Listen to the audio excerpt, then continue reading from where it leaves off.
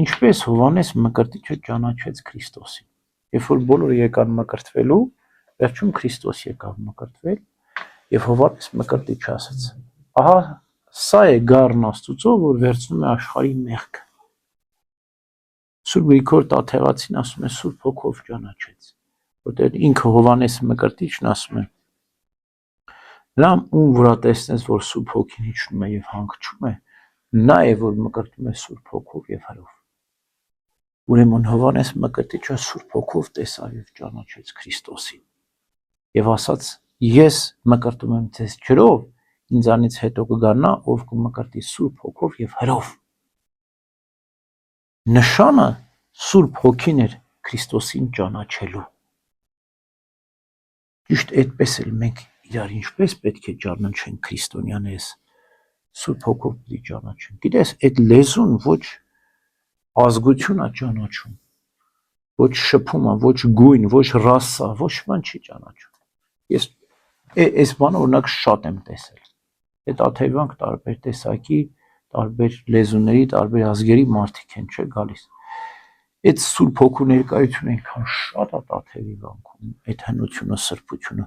ազգ լեզու չի ճանաչում։ Մեկ էլ տեսնում ես գալիս են ցանկում են,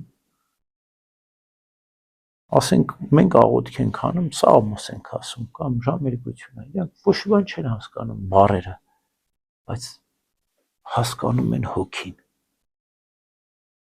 Այս հոգու հասկացողություն լրիվ ուրիշ որակ է։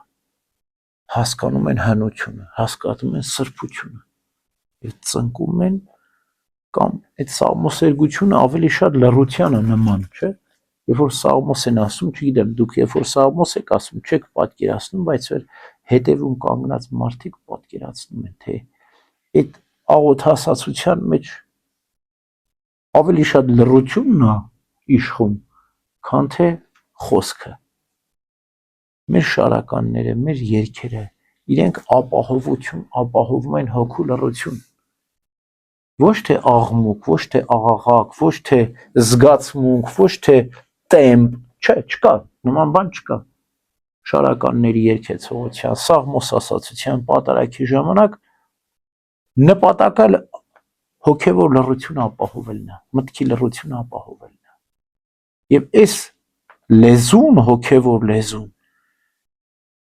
ազգ լեզու չի ճանաչում։ Ով որ զգում է, ով որ փափագում է, ով որ հետևում է այս հոգու կանչին, լսում է եւ հասկանում է այս լեզուն։ Սա հրեշտակային լեզու է։ Վարդան Այգեկցին ասում է, եթե ինչ որ մեկը կարողանար հոգու մտքի աչքը ու ականջը բացվեր եւ լսեր հրեշտակային երգեցողությունը, չեր ուզերա այս դառը ու չար աշխարհում մնալ, կուզենար դուրս գալ այս աշխարհից, գնալ երկինք, միանալ հրեշտակային երգեցողության։ Այդքան քաղցր հրեշտակային երգեցողություն։ Այս լեզուն հրեշտակներն են հասկանում։ Այն որ Պողոս Առաքյալն ասում է հրեշտակների լեզու,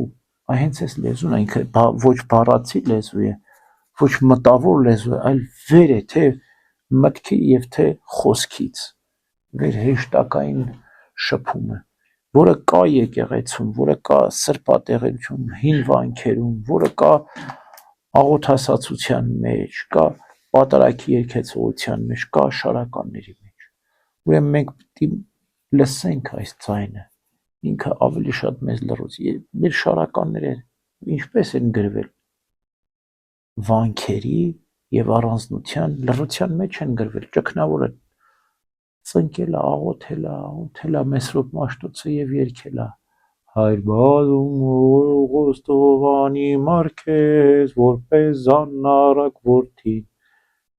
Հասկանում ես, ինքը այդ լռության մեջ է կամ Նեսե Շնորհալին ինչ է երգել։ Նոր ծաղիկ այցա լռության ձայնն է սա։ Ուրիշ որակում չես կարող դաս։ Այսինքն լռությունից ծնվել է երաժշտություն։ Երաժշտությունն էլ պետք է տանի դեպի լռություն։ Ամեն։